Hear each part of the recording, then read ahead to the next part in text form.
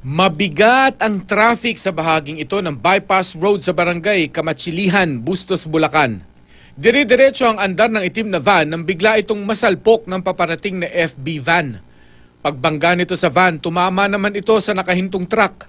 Hindi agad huminto ang itim na van at nagdire-diretso pa ang takbo, kahit bukas na ang pintuan nito sa likod. Ayon sa barangay, beating the red light ang driver ng itim na van, kaya siya nabangga ng FB van.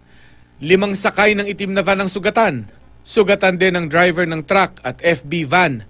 Nagkaayos naman ang lahat ng sangkot sa insidente.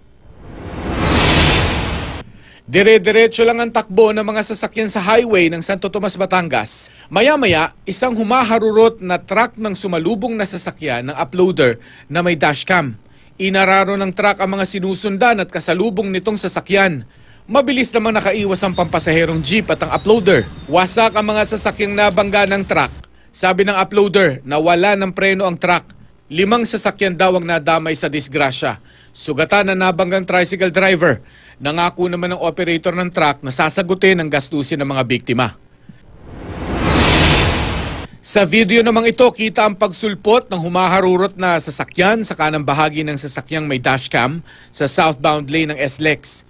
Maya-maya, bigla na lang may umusok sa kalsada.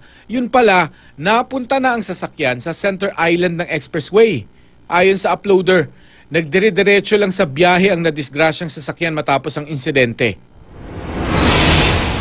Nang mag-go signal na ang traffic light, isa namang motorsiklo ang biglang sumulpot at bumangga sa isa pang motor sa Camyas Corner, Kalayaan Street sa Quezon City.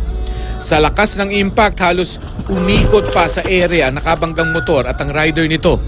Muntik din sila mabangga ng sasakyang may dashcam. Ayon sa uploader, di na nagsampa ng reklamo sa isa't isa ang dalawang rider.